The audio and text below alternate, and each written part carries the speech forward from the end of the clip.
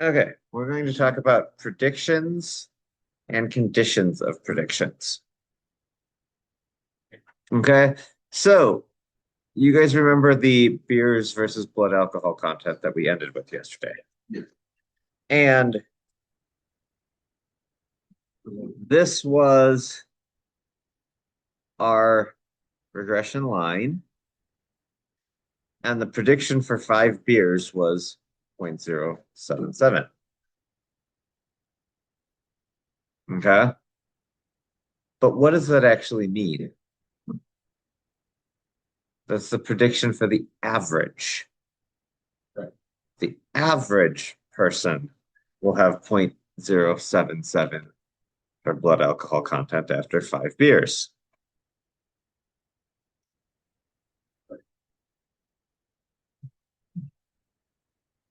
And we can do a confidence interval on that. Um,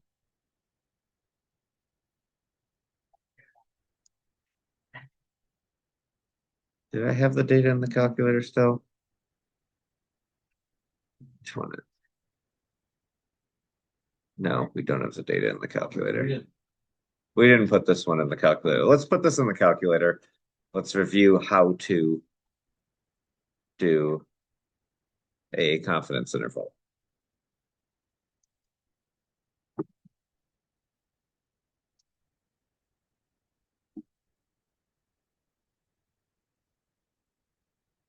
Yeah.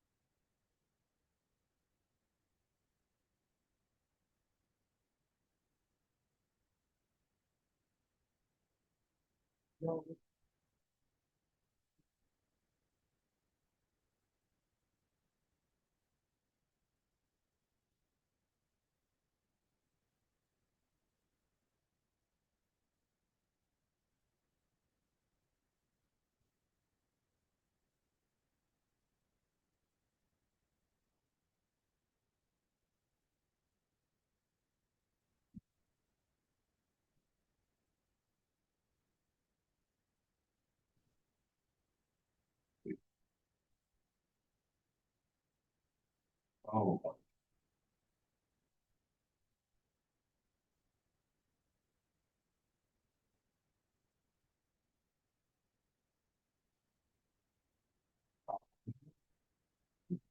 Yeah, I did too.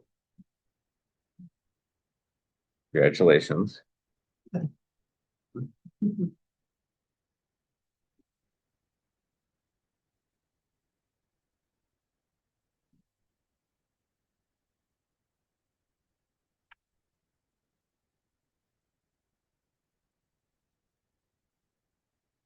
But I've gotten better at developing systems to check if I missed anything.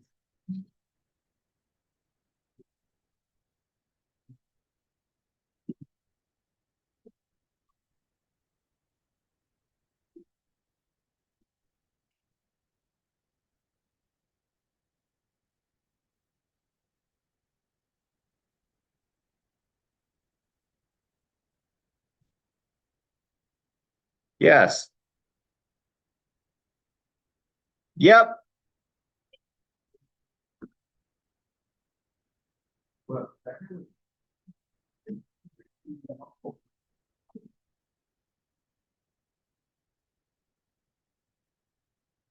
Okay, so now we've got all the data entered. And I just didn't feel like starting over because I might still want that other one. So to do a confidence interval, menu, statistics, confidence intervals, linear regression T intervals. We are interested in the slope. We want beers versus blood alcohol content. And I believe we want 95%. So the confidence interval, that's not the right one, is that the slope is between 0.02 and 0.017. Okay.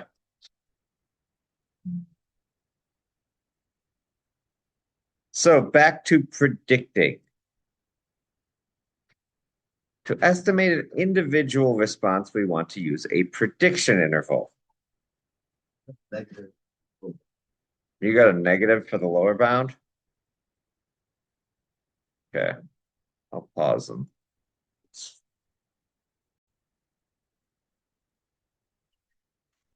So, looking at this, the formula for these things is the actual, now we can make a confidence interval for 5 beers. Okay. And that uses y hat plus or minus t star SE mu, which this is the formula for SE mu.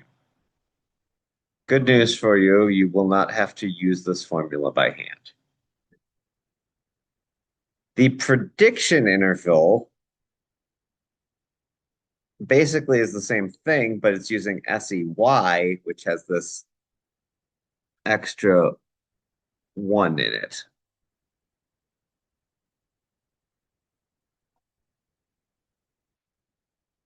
So, looking at back at this beers versus blood alcohol.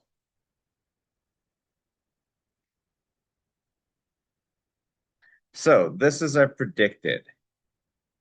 They're going to give you outputs for these. You do not have to generate these with your calculator or by hand. There's your predicted value. That's your y hat. Here's your 95% confidence interval for the mean. We are 95% confident that the mean of students with 5 beers is going to be between a blood alcohol content of 0.6612 and 0.8812. Our prediction interval is for the individual. Our 95% confidence prediction interval, so individual person, we're 95% confident that an individual would be between basically 0.032 and 0.122. Much larger range. Much larger range.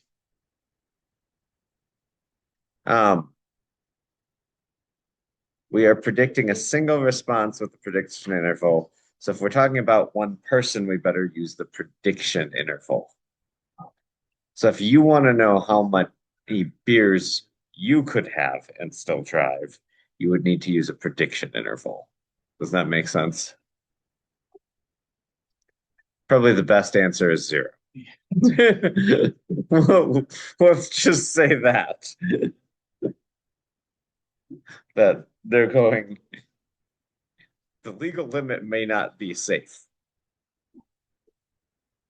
So, checking the conditions. The observations must be independent. So, you can't, we have 2 pieces of information about them, but we don't know for sure. Okay. The true relationship is linear. We can't observe the true regression line, so we almost never see a perfect straight line fit. However, we should not see an overall pattern in the residual plot. Remember how we linearized some nonlinear stuff? Good news for you, that won't be on your final.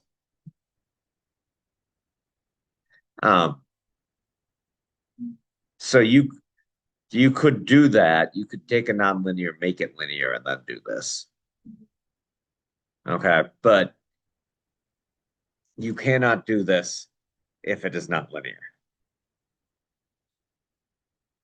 The standard deviation about the response about the line is the same everywhere. So again, that'd be looking at the residual plot and going, the residual plot looks like it's relatively consistent. We can assume these are true unless we have evidence that it's not for the linear relationship and the about the same. If we don't have any reason to say it's not a linear relationship, then we can assume it is. That makes sense. But if there's any reason to assume it's not, whether that's in the residual plot or it's just like, well, it only makes sense that this would be a quadratic relationship.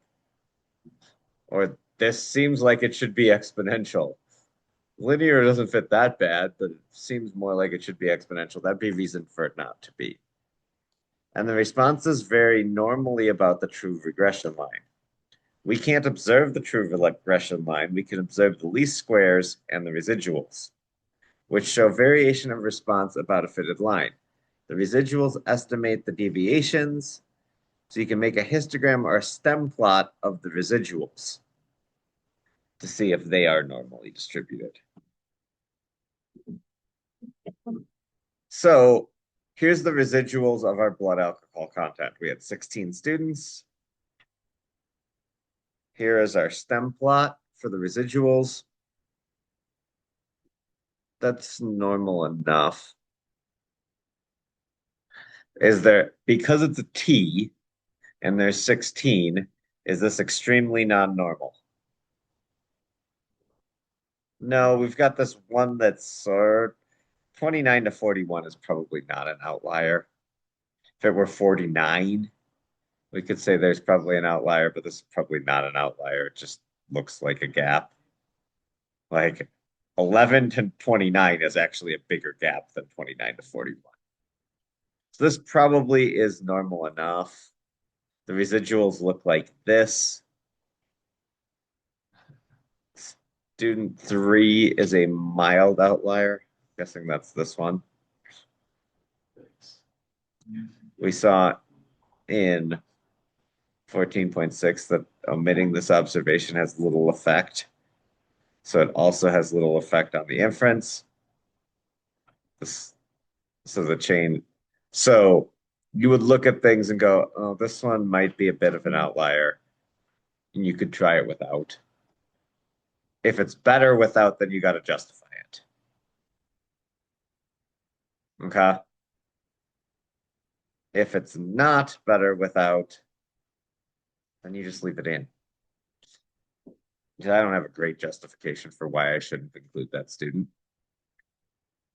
other than it looks a little off. It might not be that off. It might just be a different person, and that should be accounted for. Okay. Using residuals plots. Figure 14.8 illustrates violations of regression assumptions that require corrective action before using regression. Both plots come from a study of salaries of Major League Baseball players. Salary is the response variable. There are several explanatory variables that measure the player's past performance. Regression with more than one explanatory variable is called multiple regression. Although interpreting the fitted model is more complex in multiple regression, we check conditions by examining the residuals. So, looking at this, what's wrong with this one?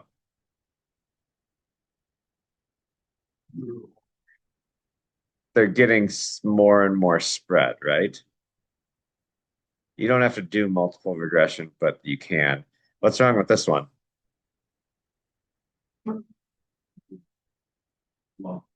There's kind of a hooking pattern, right? So we've got this going on. Pattern in the residual plot, not good. This one, we have the spreading. So even though it's multiple regressions, it's still probably not a good case to use regression. Okay. You actually have to calculate the regression before you get these things, though. The residual plots. So, yes, you do them, but then you actually look at the conditions after running the test in this case. go, is this a good test to draw conclusions on? Does that kind of make sense? So the key to this was understanding the prediction interval versus the confidence interval for the means of a single value. And you'll get all of that in an output if you have to use it. And understanding these, checking the conditions on regression with the residual plots. As the same rules for general residual plots. No patterns at all. If it has no patterns, and then it's probably a good idea to check for normality of your residuals. That makes sense. Okay. You have the rest of the class to work. That's it. That's it.